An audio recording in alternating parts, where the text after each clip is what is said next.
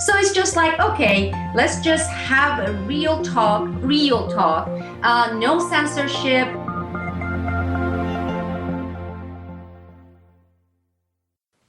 Welcome to the latest edition of Boiling Frogs Post Roundtable. In San Francisco, I'm Peter B. Collins, and we do apologize. We'd hoped to bring you a video podcast today, but the electrons are not dancing the way we would like.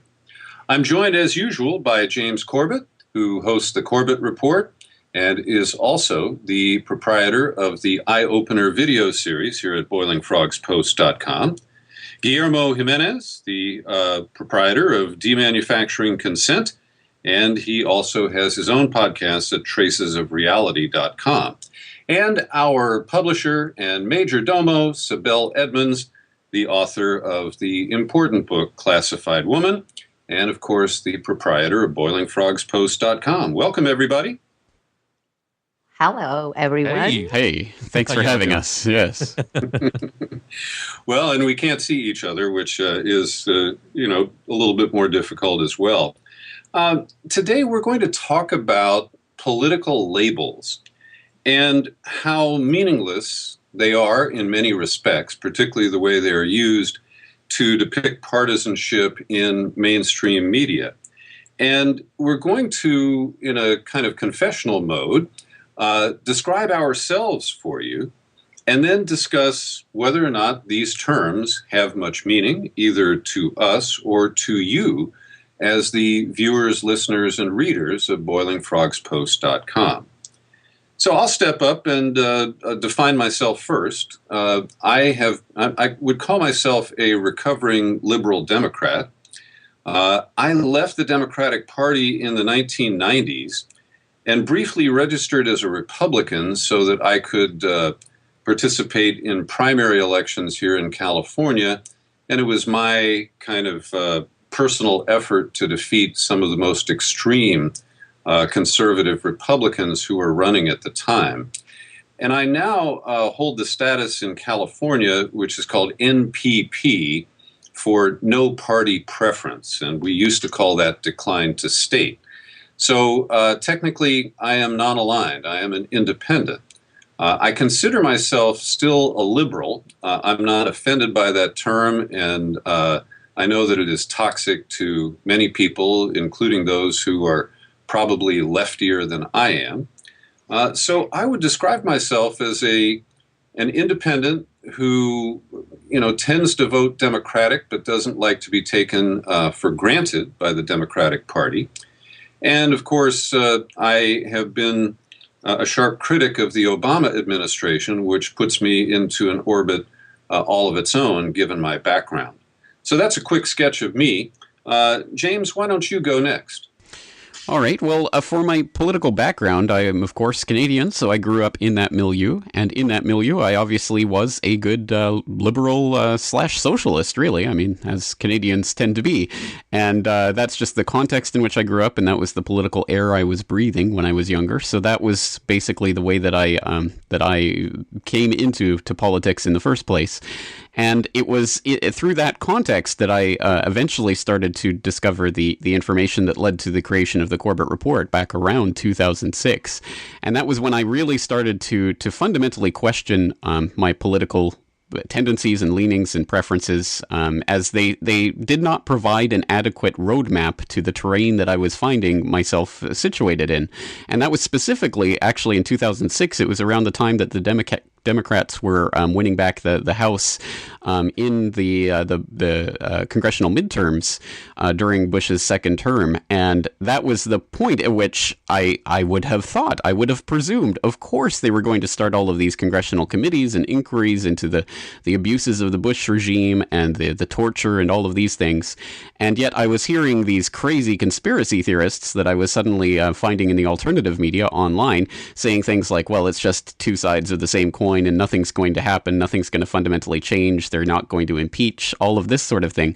So that was really a kind of test that I went through at that point, and I still believed, I truly did believe there was going to be some sort of change taking place. When that did not take place, that's when I really started to question the two-party system, or at least the two sides. Obviously, Canada is a multi-party system, but obviously just tends to be the same two sides of the political coin. And that's when I really started to question that. It's been a lengthy process of me trying to find a political footing that I can kind of rest on as a bedrock. And ultimately what I've come to is the understanding that what I hold to is the principle of voluntarism.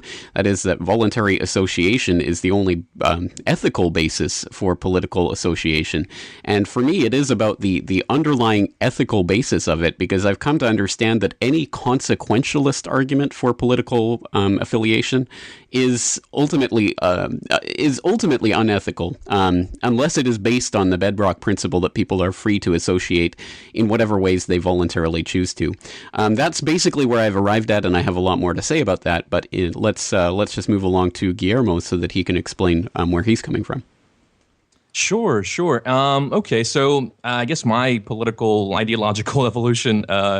In my young adult life, I was completely apolitical, just apathetic to the system. Just didn't really care much about what was going on, because I kind of saw it as, it's all pretty much gone to hell, so who cares? And that was where I was coming from as a young adult. But then, as I started learning more and sort of becoming more involved, my primary motivation for becoming more active and involved and trying to speak out and starting a website and a blog and a podcast and all that was just the realization of just how seriously our civil liberties are in jeopardy, and how the war on terror is being used to justify that erosion of our freedom. And so then realizing that that's pretty much the way it's always worked, right? Governments throughout history either exaggerate threats or manufacture them to keep a domestic population in check. So in the United States specifically, we can track that progression of supposed threats from the country's inception practically, and along with it, you can track the erosion of liberty. So if we look at just the second half of the 20th century up till now, it's been the threat of communism, then the scourge of drugs, and now it's terrorism and the threat of Islamic jihadists or what have you. And so I start learning more about this, and what I begin to care most about is basically what is the U.S. Doing abroad, and how is it using that to justify what it's doing at home. The internal checkpoints, the militarized police, restrictions on speech, no privacy practically, less and less due process. So as I'm looking around and I'm taking it in, and I'm starting to reach out to people and talking to them about the issues and learning more from them, I start to find out that the majority of people that I'm talking to that care about the breadth of these issues, just the wide spectrum, are aligning themselves with under the banner of libertarianism.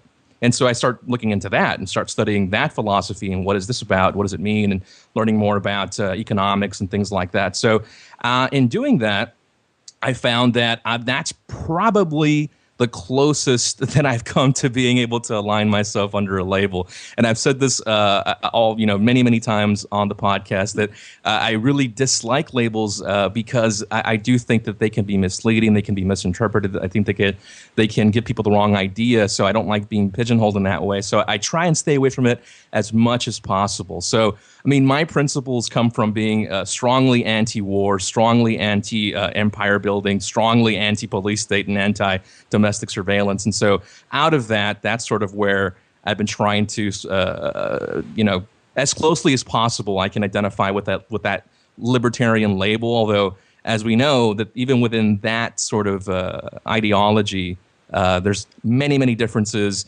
There are a lot of people who call themselves libertarian these days, which I have just no association with and wish not to be associated with. So it's tricky. But again, yeah, like you, James, I could go on about this forever. So I'll take a pause and throw it to Sibel, and then we'll come back, I guess. Well, and Sibel, just by way of introduction, you have been tagged with about every political label available. Depending on the perception of the person who is trying to tag you. So please define yourself. I think of the four of us, I have the most screwed up past because I know James talked about, okay, well, I grew up in Canada and that's how it was. Well, I grew up in 3 countries. So I have lived in Azerbaijan for a couple of years, and that was during the Soviet regime. So this was under communism. So I have lived under communism. I have lived under monarchy for about, I would say, 5.5, 6 years, and this is during the Shah regime in Iran. And then from there, I went to live under a Sharia regime, the Islamic Republic of Iran, after the revolution there. In Turkey, as soon as we came to Turkey, we went from some anarchy period to military regime because we had a coup. The coup d'etat happened in 1981. So we had the curfew. So we were, it was a straightforward military regime. We had curfews. Everything was done under the Turkish military. So I have lived under various hodgepodge of regimes and political climates for the first 18 years of my life. And in the States, after I came here, generally speaking, even before I came to the United States, I considered myself more, again, without the labeling, leaning towards socialism. And that was what basically shaped my dad's view in many things. Again, he would not define himself a 100% like really socialist, but that was what I was leaning towards. And I came to the United States, and I always kind of stayed independent. This whole party thing with Republican Democrats didn't, make that much sense to me when I first came. And frankly, I was not really interested in the party politics in the States when I first came here. And still most of my activities were concentrated, outwards in Turkey and what was happening in Turkey, etc. But as a recipient of imperialism, and that is during the Shah regime, with the both Brits and then the United States, and to a certain degree, of course, Israel. And also in Turkey, of course, the coup was brought together between the Turkish military per order of U.S. So I have been a recipient of imperial foreign policy of the United States. So that has always been a major issue for me. And this is why I have always been a major advocate of non-interventionism. And by non-interventionism, I don't mean only installing regimes and wars and installing dictators, everything that is considered interventionism. And that includes interventionism under some innocent labels like foreign aid and the military aid and the IMF and the World Bank. So in terms of U.S. international foreign policy, I've always been described in one way, non-interventionist. And of course, just like Guillermo, civil libertarianism has been a huge issue for me because, again, I grew up under regimes where my father was tortured. You couldn't write what you thought. And of course, especially since 9/11, what has been taking place here in the United States, from Patriot Act to NDAA to NSA, etc., civil liberties have been a major issues for me. As far as political party goes, I not only that I find it kind of cliche, but also very simplistic, because a lot of times when I ask people what they are, when they say liberal or Republicans or conservative, being conservative means so many different things to different people. I can hardly find 5 people describing themselves conservative in the same way. And sometimes they actually oppose each other in views, even though all, let's say, 5 people consider themselves conservative. And if conservatism is republicanism, well, supposedly one of the principles has been small government. And if George W. Bush was conservative Republican, we haven't seen government getting smaller under any Republican president, at least not in the last half a century that I have been paying attention in terms of the historical perspective. And the same thing is true for the other side, the liberalism. And these are the broad categories that we keep hearing. Oh, he's a liberal. Oh, he's a conservative. Oh, he's a libertarian. there are so many other labels and categorizations that are popping up that are equally simplistic and equally confusing in terms of not having clearly defined definition. And this is one of the things I want four of us to talk about today, and that is, like, for example, what people mean. Well, what do they mean when they say, I'm a progressive? And if you don't say you're progressive, you don't consider you're progressive or yourself as progressive, what are you, regressive? And these are the labels I really want us to chat about, because I have been really obsessed with this notion for the past 6 months, this progressive. It's like, what is it to be progressive? And how people, yes. Sibel, I think that we're in a kind of alternate universe now where we use these labels almost defensively. And so by calling myself a liberal, I'm really talking about historical references, because there's nothing liberal in the traditional sense about our politics today. And the term progressive, I consider just to be a marketing term that was introduced because Reagan and his followers demonized the term liberal to the point where it became toxic. And so, we often, I think, really try to define ourselves as, well, I'm not that. I'm not an imperialist. I'm not a police state supporter. I am not in favor of, adding wars or using the World Bank and the IMF to impose disaster capitalism on people. But in fact, there isn't a label or a party that combines all of those terms that I just floated here into one easy handle. Have we got complete silence here? Yes. Oh, okay. Well, James, how do you define, the term progressive?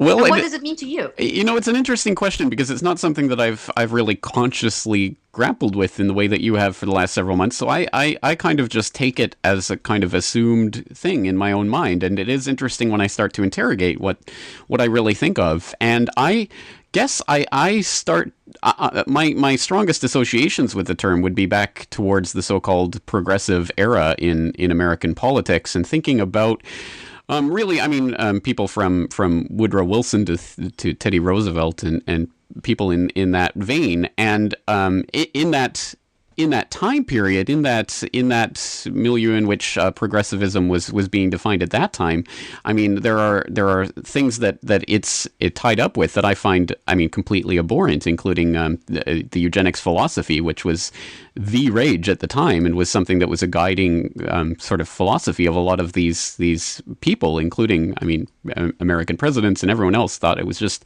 awesome. It was just great. I mean, we now have a scientific basis for describing, why certain people are inferior and why certain people tend towards crime and all of this sort of thing. And it was part of that kind of Enlightenment ideal, I think, that scientific inquiry and rational pursuit would be able to eliminate all of this by, I suppose, eliminating these people from the gene pool would be one of those answers that we saw brought to its inevitable conclusion in Nazi Germany. So I have those types of associations with the term, which is why I think I definitely shy away from it. And it's although it has obviously changed and developed quite a bit since then, but I do see problems with the idea of progressivism kind of baked into the cake. However, I do agree with you that it has been so widely used and abused and misused that I don't think you could get 5 people who all agree on what progressivism even means in its current climate. And the people who I think would be most strongly associated with that idea in this day and age, to me, seem to be the people who have by and large become defenders of the Obama state. Usually using the idea that, well, we have to defend it against the most vociferous Republicans, because that's the way that this works. If we don't defend the people who are at least closer to our ideas, blah blah blah. I think we all know how that kind of political whitewashing works, and obviously there are people who do not fall into that category. So I should be challenging my own perceptions and conceptions in that regard. But it's not something that I've devoted a great deal of time or attention to. So Guillermo, I'd be interested to hear your take on this subject as well. Sure. I basically, I mean, I can agree with points that all of you have made so far. And Peter said something that really struck me, though, the idea of the label progressive being a sort of marketing ploy.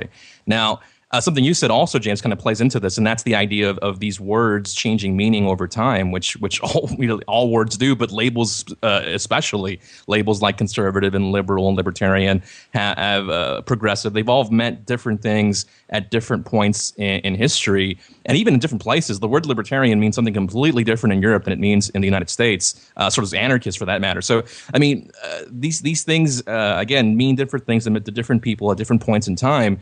But the interesting thing to me is seeing that develop. Like, this reminds me of the conversation we had last week about the words alternative and independent. I think it relates because, see, if to my mind, if Greenwald, Poitras, and Scahill, not to keep coming back to this, but if they keep calling First Look Media independent journalism, right, using the word independent, and a vast majority of people out there agree for whatever reason that it is independent and just go along with that, then guess what?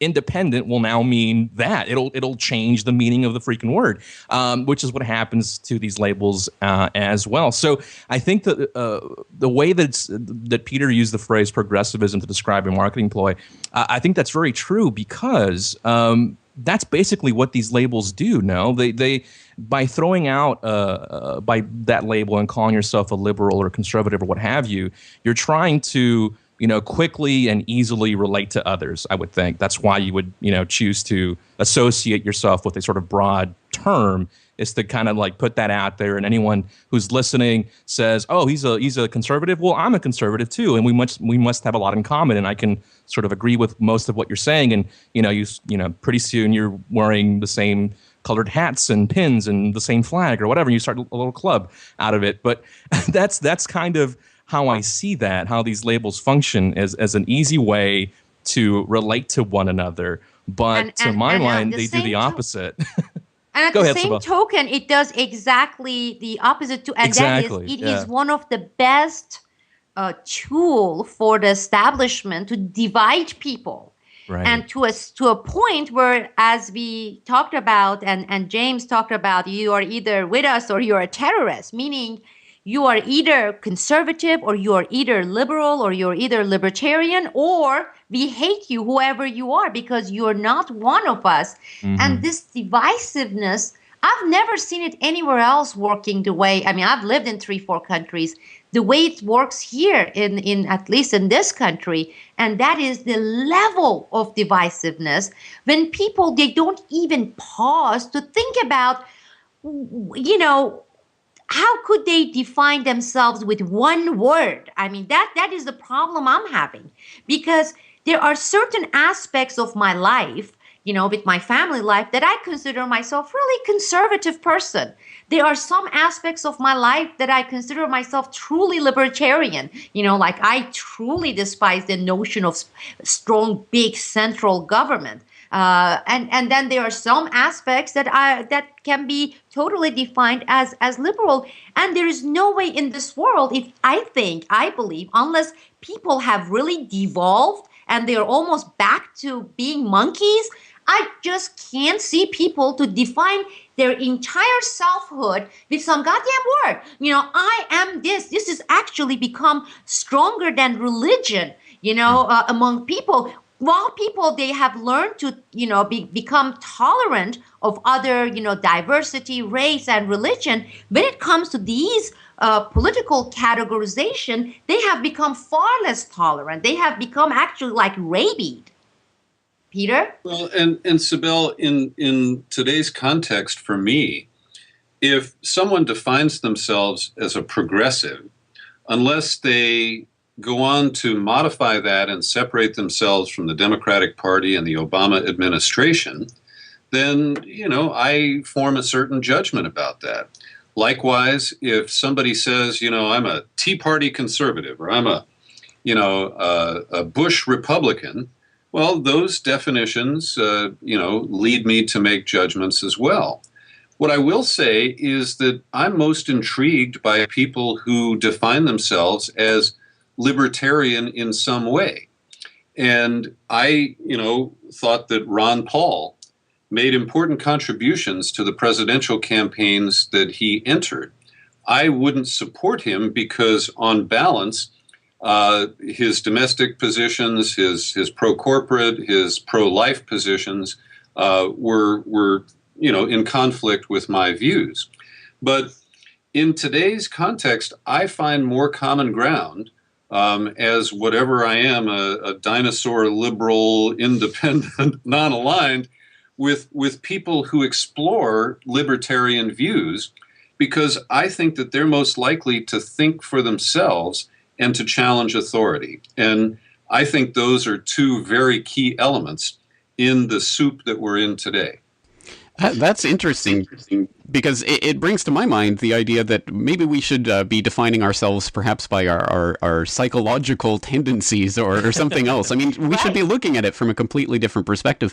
And can you imagine that if we defined ourselves not by some sort of political allegiance or political groupings, but instead on even just an issue-by-issue basis? I mean, I would have no problem stating firmly and stridently and vociferously that I am anti-war, and I would imagine that everyone else on this panel was similarly anti-war. I don't imagine there'd be a wedge between us on that issue whatsoever. So on that issue, we are, I would imagine, in if not 100% agreement on every possible meaning of that term, at least in enough agreement that we could obviously work together against all sorts of military aggressions. Similarly, we could go down the line with other issues about spying and things like that. And not only would we find an incredible amount of agreement and accord between ourselves, but I imagine, and not only again between the irate minority at boilingfrogspost.com, but between a lot of the population. And again, this is one of those things that is pointed out from time to time, that there is broad agreement by the American people in poll after poll on all sorts of different issues, and by people around the world even on a lot of these types of issues that people don't recognize, because again, it is always fed into this political allegiance. So I think we have to break down the idea that we need to define ourselves politically rather than define ourselves based on the actual issues that we deal with within politics. I also think that television coverage of elections, which reduced things to red and blue, really provided this oversimplification that many people actually embrace. Hey, I live in a state of this color and I'm proud of it. And we know that in every red state, there are a lot of people who aren't subscribers to the red philosophy. And we know in every blue state, there are people who take deep exception to whatever the blue policies are. And so some of this dumbing down is a product of corporate media and their efforts to predict our behavior and our attitudes. Okay, I have one example I want to give, and that is what you brought up, James, on, okay, well, you believe that most people, because most of our, supporters or even people out there, they consider themselves, a lot of people, they consider themselves as anti-war. But the saying goes like this. It says the devil is in the details.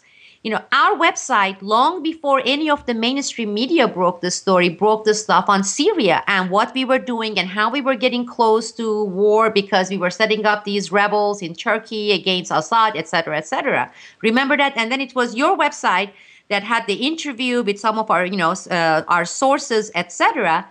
And during this time, the biggest attacks that we received as a website came from people who considered themselves really anti-war. In fact, ironically, the ugliest attacks came from these jerks at this website called antiwar.com. They said, oh, look at Boiling Frogs Post and Corbett. They are supporting a dictator, Assad.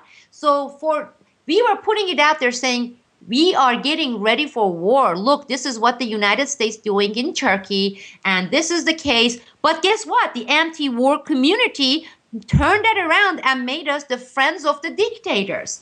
So even that doesn't end up being really cohesive. Point taken. Yeah, no, that's an exceptionally important point. Guillermo? No, I was just thinking, Sonny, that what you were saying basically, James, was like the really good argument for dropping these political labels altogether.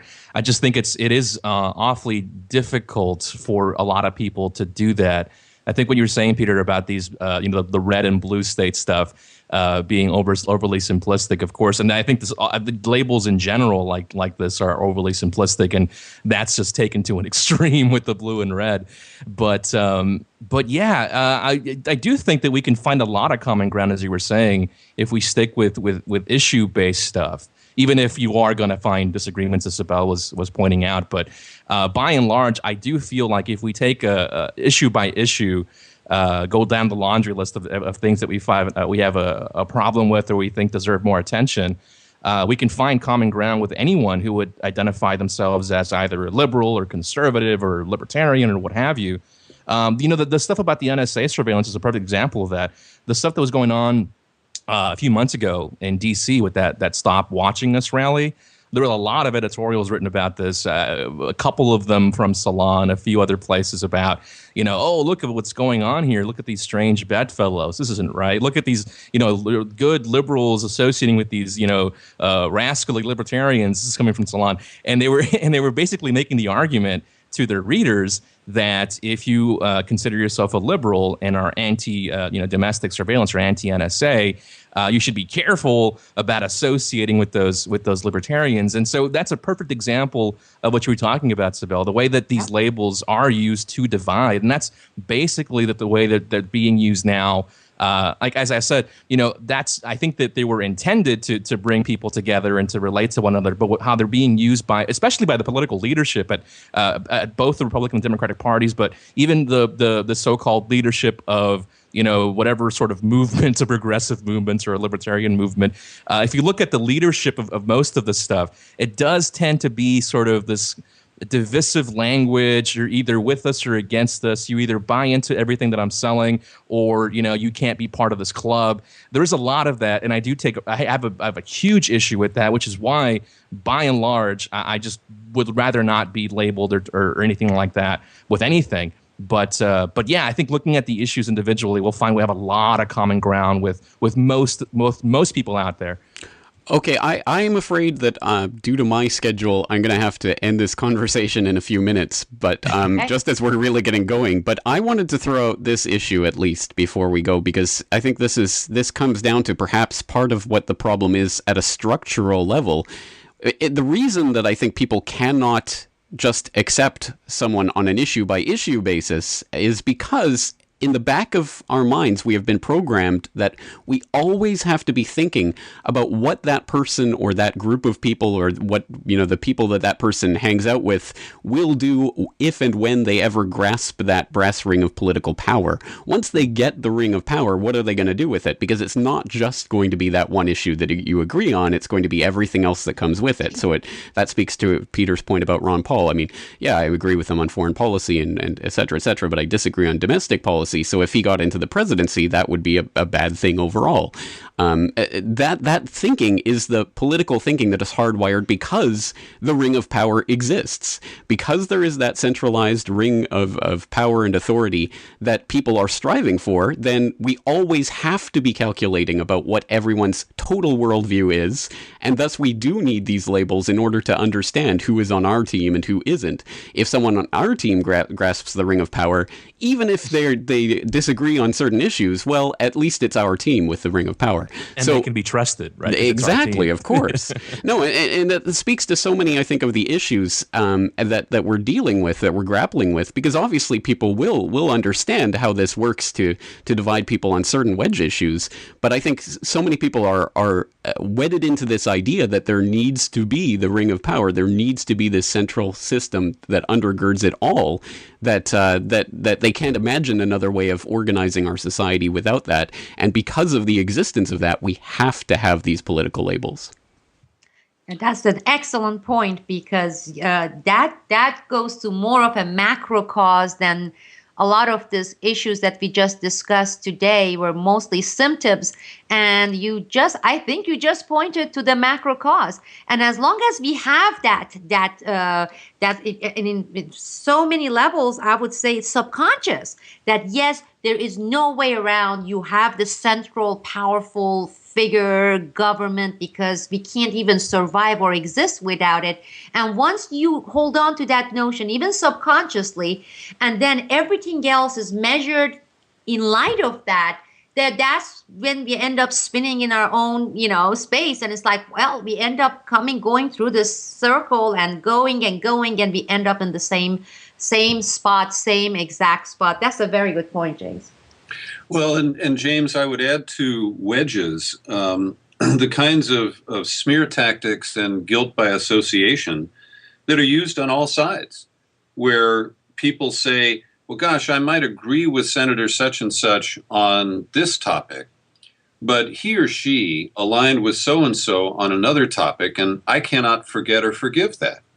And we have gotten into a convoluted situation here where, it's seen as inappropriate or almost naive if you say, for example, from my liberal, slightly democratic perspective, I applaud Rand Paul when he stands up for the Constitution, when he held his filibuster about the president's power to order a drone to kill somebody.